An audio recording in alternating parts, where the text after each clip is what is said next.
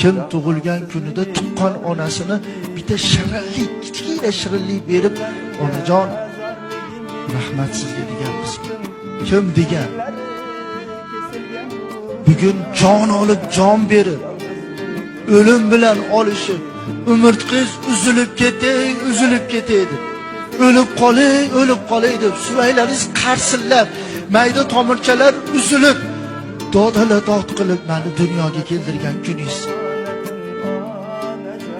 Rahmat onajon deb bitta shirinlik berganmiz. Kim bergan? Mana shuncha odam o'tiribdi. Yo bitta ayollar gulni yaxshi ko'radi. Kim tug'ilgan kunida tuqqan onasiga bitta dona gul berib rahmat aytdi.